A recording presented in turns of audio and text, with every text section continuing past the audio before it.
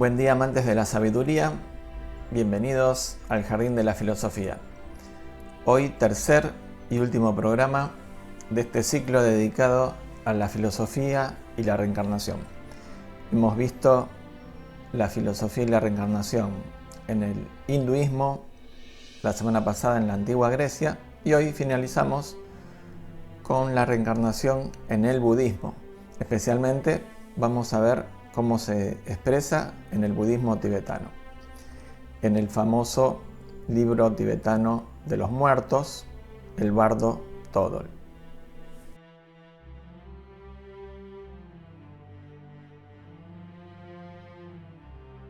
Y comencemos con una cuestión que puede despertar sorpresa. El budismo no concibe la existencia de un alma individual o eterna. Esta es una diferencia fundamental con el hinduismo. Volvamos al primer capítulo del ciclo. Vimos que en el hinduismo se llega a la concepción de Atma o Atman, definida como la esencia del individuo, más allá del tiempo. El Atman es justamente el principio que pasa de un cuerpo a otro, es lo que anima al cuerpo. En el budismo entonces tenemos un problema, porque si no hay alma, ¿qué es lo que se reencarna? El término utilizado en sánscrito para designar esta idea de ausencia de alma es Anatman, que significa literalmente no yo, no alma, ya que an es un prefijo negativo. También lo van a encontrar con igual significado como anatta, en el idioma pali en que está escrito el canon budista más antiguo y que se cree el idioma que habló Buda.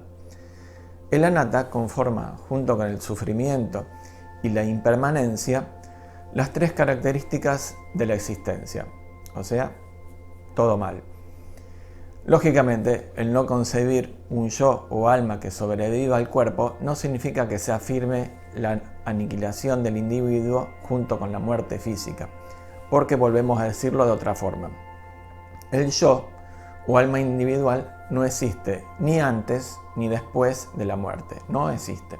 Entonces, retomemos la pregunta, ¿qué es lo que se reencarna? En su investigación interior, en su autodescubrimiento, Buda llegó a la conclusión de que no había un yo permanente, porque justamente toda la naturaleza del mundo es la impermanencia. Nada dura para siempre, ni mucho menos. Sin embargo, Buda acogió los postulados de la reencarnación y el karma.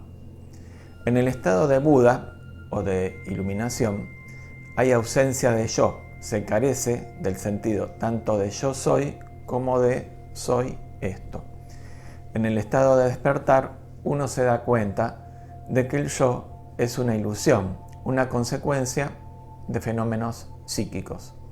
Por supuesto que comprender esto necesariamente nos lleva a la introspección interior.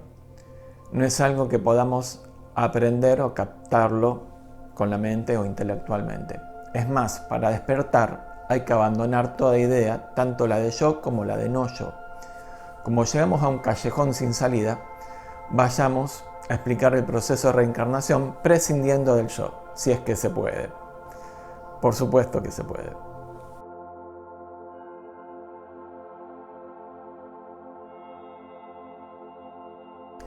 Vimos que tanto en el hinduismo como en la filosofía griega, la idea de la reencarnación está unida a la retribución por los actos. En este caso sería al karma, definida como la ley de causalidad. El principio de causalidad es muy importante en el budismo y en esta problemática se presenta de la siguiente manera. Resulta sencillo comprender que las vidas futuras están fundadas en las vidas previas. Nuestra existencia actual es el resultado de nuestras acciones previas, tanto las que realizamos hace una hora, una semana, un año o incluso antes del nacimiento. El karma es un flujo continuo donde se encadena la causa con el efecto, uno tras otro. Toda acción es la causa de futuras acciones consecuentes. De la misma forma se considera la conciencia. como un flujo de conciencias, una serie de conciencias ligadas entre sí por la ley de causalidad. Eso que llamamos en el presente nuestro yo, nuestra identidad, no es la misma identidad de hace 5, 10, 20, 30 años atrás. O sea, que en el transcurso de la vida en un cuerpo determinado, no solo es el cuerpo lo que va cambiando, creciendo y luego envejeciendo. También lo hace la conciencia. Una determinada identidad o conciencia individual engendra la siguiente, causa la siguiente. Y así lo hace imperceptiblemente a lo largo de toda la vida. Cuando llega el momento de la muerte, el proceso causal a nivel de la conciencia no se detiene. Causa una nueva identidad, aunque necesariamente diferenciada de la anterior en forma casi completa, ya que se ha desprendido del cuerpo, pero mantiene cierta memoria. O sea que por más crudo que sea este cambio, hay una continuidad. Las vidas físicas serían simplemente como segmentos de una línea. El último punto de un segmento está justo al lado del primer punto del segmento siguiente. Entonces, el desafío cognitivo sería poder visualizar la línea completa, trascender el segmento. Justamente Buda era consciente de la línea, recordaba sus vidas anteriores, y en el programa anterior vimos que Pitágoras también recordaba 4 vidas anteriores. Estos recuerdos de Buda aparecen en los Jatakas, relatos cortos como cuentos que expresan una de las etapas de Buda en su camino a la iluminación. Hay Jatakas que tratan incluso de las encarnaciones previas de Buda en animales no humanos. De esa forma, entonces, el budismo concibe la reencarnación, sin la necesidad de un alma individual y tampoco de un ser supremo que actúe como guardián de la moral, ya que todo depende del karma que es inconsciente e impersonal. Eso sí, el objetivo sigue siendo ponerle fin a la cadena de reencarnaciones, a este flujo de conciencias condicionadas, y obtener así la liberación. Ahora sí, hecha esta previa aclaración, vamos a abordar el budismo tibetano, el cual prestó especial atención en el proceso de la muerte y vio en él una gran oportunidad liberadora.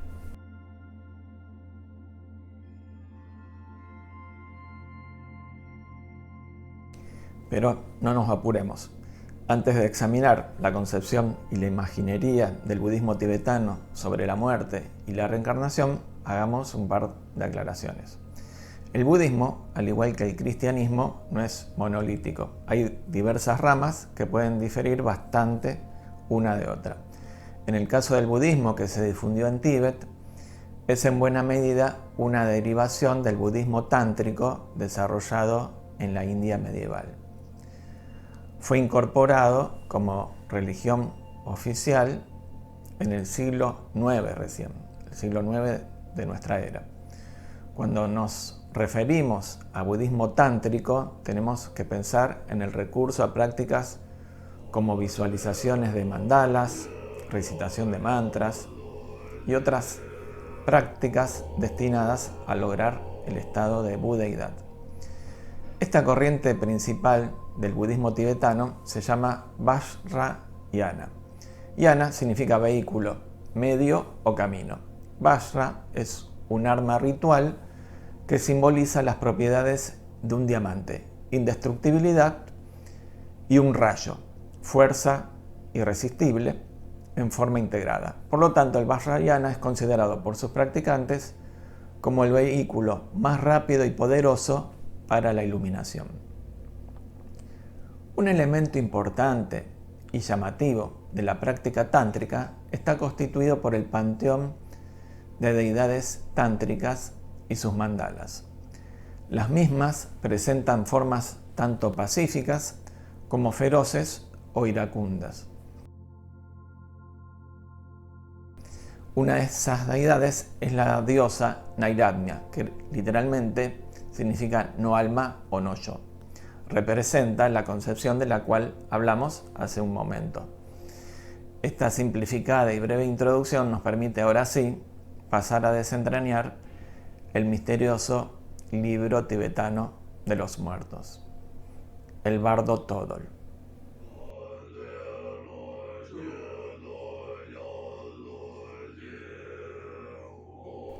El Bardo Thodol es un texto compuesto en el siglo VIII que se le adjudica al maestro indio Padmasambhava, principal introductor del budismo en el Tíbet.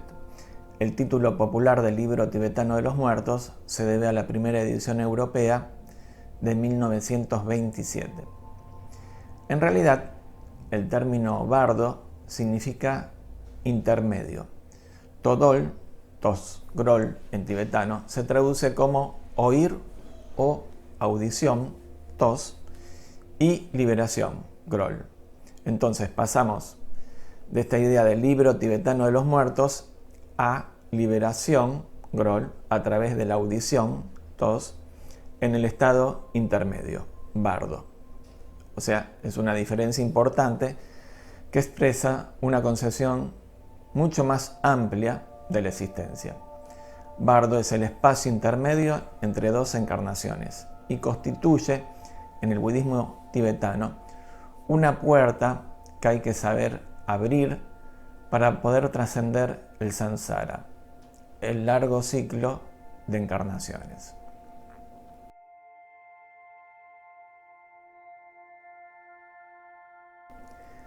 El texto forma parte de un conjunto más amplio de enseñanzas conocido como el Dharma profundo de la autoliberación a través de la intención de los pacíficos e iracundos. Aquí Dharma se puede entender como sendero o camino. Los pacíficos e iracundos son las manifestaciones divinas que se aparecen al difunto en su tránsito.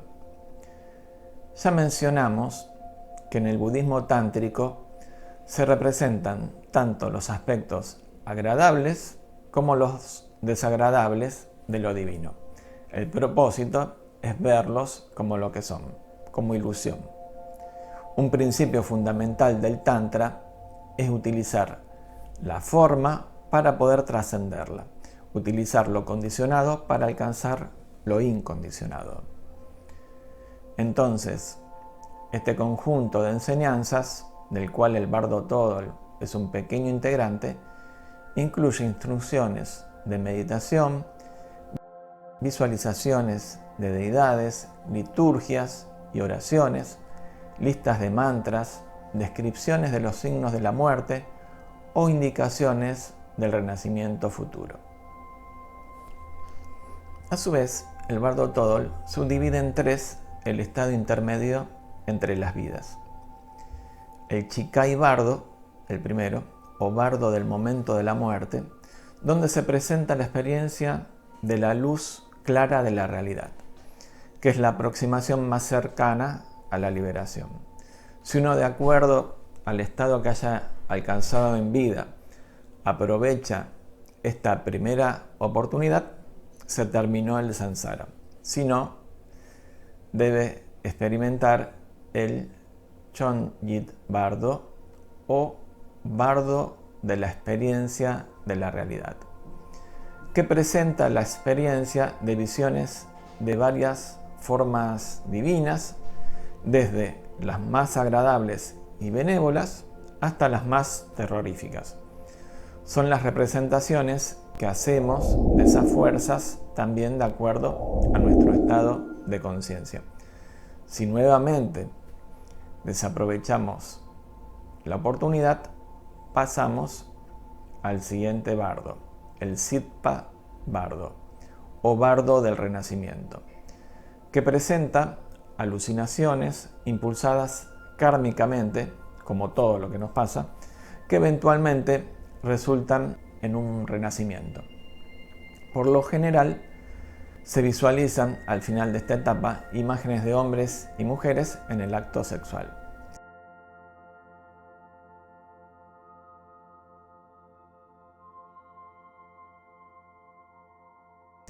Si uno se ve atraído hacia esas imágenes, desciende, por así decirlo, a su próxima encarnación.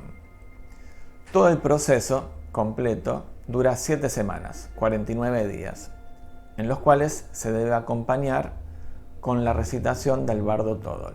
Por supuesto que esta recitación no la hace uno, a menos que la haya aprendido de memoria. Resulta muy interesante que el Bardo Todol menciona otros 3 bardos que no pertenecen al reino de la muerte. El primero es conocido por todos. Este estado es el de la vida cotidiana o conciencia de vigilia ordinaria. Es un bardo porque se sitúa entre 2 periodos de sueño. El segundo es conocido por algunos, es la experiencia de dhyana o meditación, en la cual estamos en un estado que no es ni de vigilia ordinaria, ni tampoco estamos dormidos. El tercero es el de sueño, es el periodo de sueño normal, el descanso entre 2 días. O en nuestro caso, en Argentina, que dormimos la siesta, el descanso entre 2 periodos de actividad durante el día. Los 6 bardos, en definitiva, son estados de conciencia. Cualquiera de ellos es un tipo de estado intermedio entre otros estados de conciencia. Por tal motivo, toda la existencia, en cualquiera de sus formas, está conformada por diversas puertas que podemos abrir para salir de este encierro, del encierro de nuestra propia mente condicionada.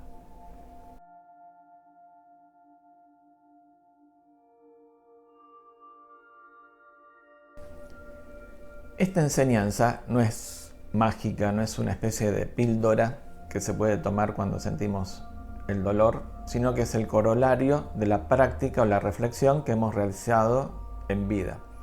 Por eso el Bardo Todol indica que en el momento que precede a la muerte, esté presente el lama o maestro espiritual que nos ha enseñado o, en su defecto, un compañero del camino espiritual.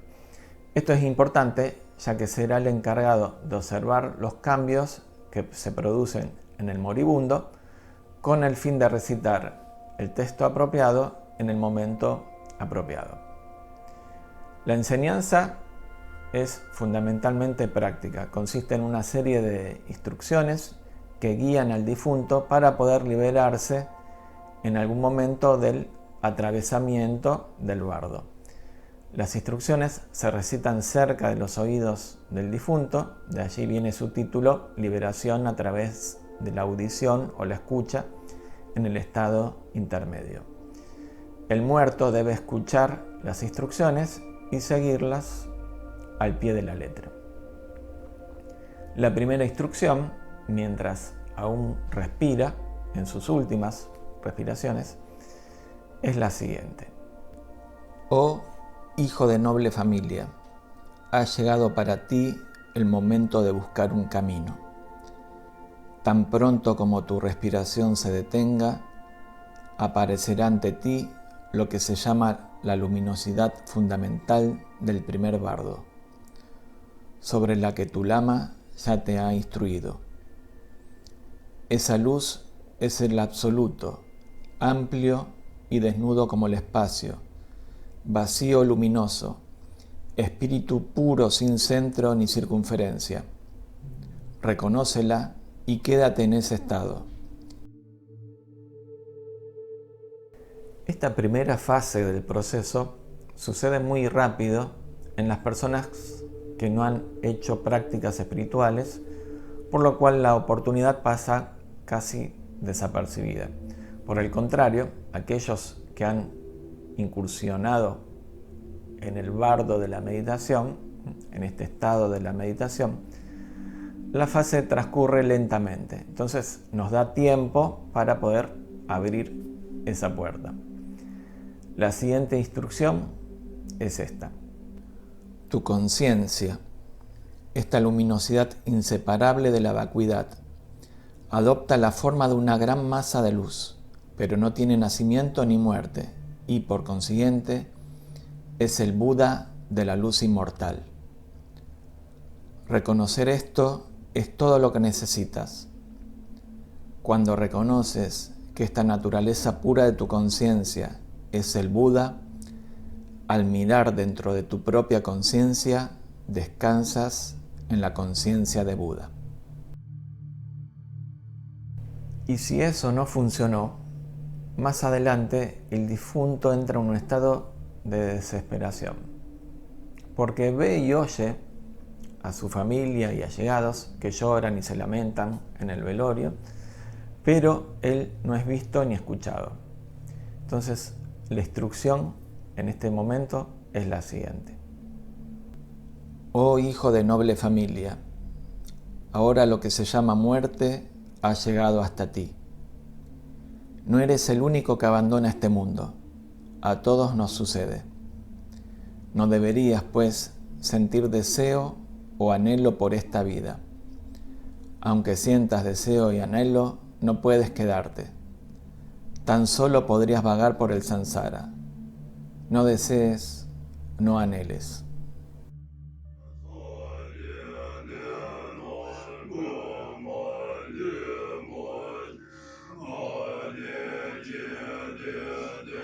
El difunto debe repetir lo siguiente. Ahora, cuando el bardo del absoluto surge ante mí, abandonaré todo pensamiento de miedo y terror. Reconoceré como proyecciones propias todo lo que vea, sabiendo que son solo visiones del bardo. Llegado a este punto crucial, no temeré a las divinidades pacíficas ni a las coléricas, que son solo mis propias proyecciones.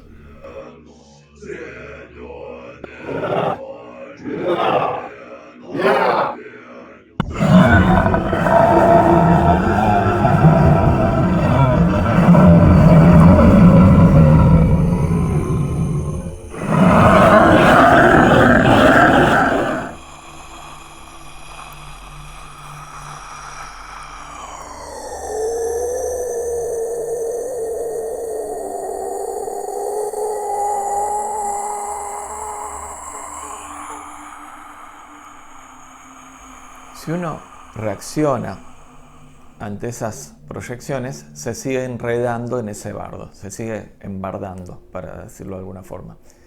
En ese caso,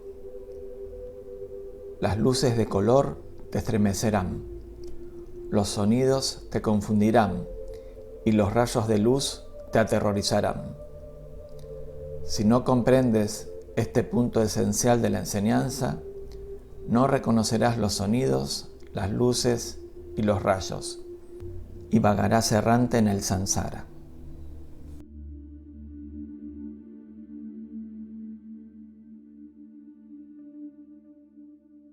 Como se imaginarán, es una experiencia muy fuerte para la cual hay que estar muy preparado. El bardo Todol describe minuciosamente las formas divinas que van apareciendo, el color de las luces que los identifican, su nombre por supuesto. Es un gran despliegue de todo lo que uno puede observar en los coloridos mandalas. Pero he aquí que las propias impurezas mueven al difunto a rechazar, huir de aquellas formas que son incluso benévolas, que lo conducen hacia lo alto o hacia un estado más elevado. Y elige las luces que lo guían hacia abajo, hacia lo humano, hacia un próximo renacimiento. Continuamente, el texto insiste en que son proyecciones de la propia mente. Así se suceden una serie de oportunidades durante una semana, que si se desaprovechan dan paso a otras más difíciles, porque ahora se trata de reconocer lo divino en sus formas más terroríficas.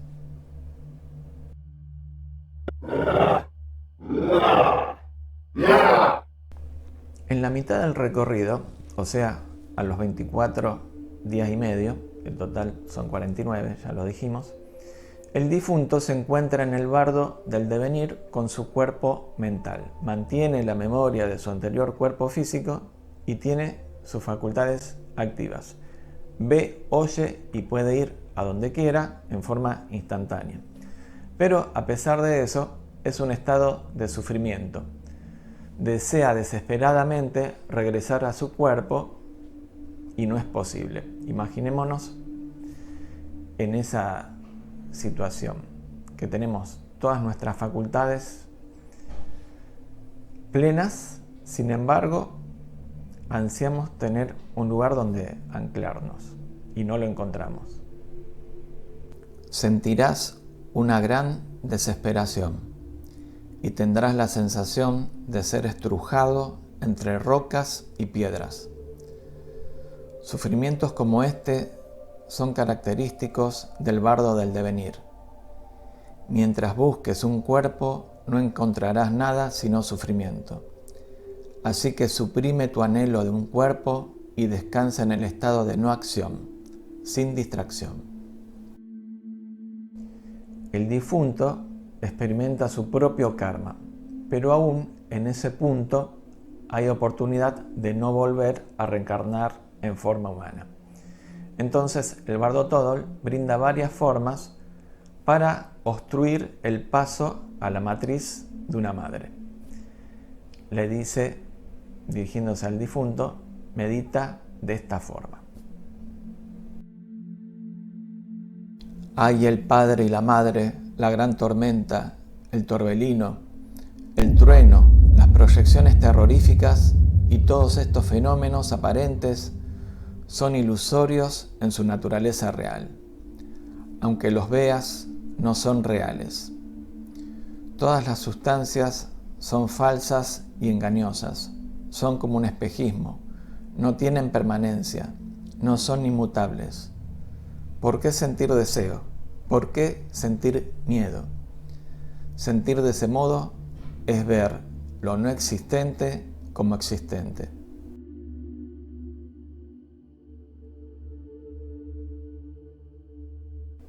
Y si a pesar de todo eso no se ha cerrado el paso a la matriz, la reencarnación es inevitable ya.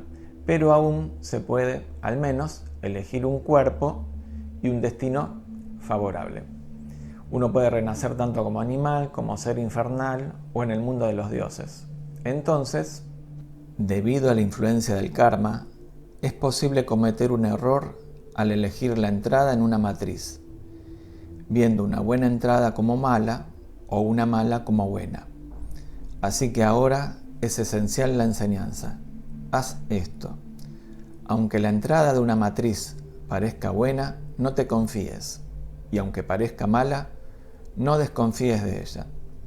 El secreto verdadero, profundo, esencial, es entrar en el supremo estado de equilibrio en el que no hay bueno o malo, aceptación o rechazo, atracción o aversión.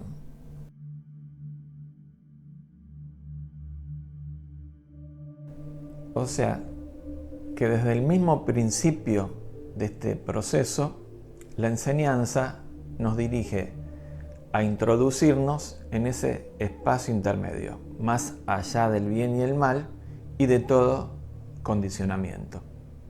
Es el intersticio por el cual nos podemos introducir para salir de este estado de condicionamiento. Algo que, por supuesto, podemos hacer ahora y en cualquier momento, estando con este cuerpo físico.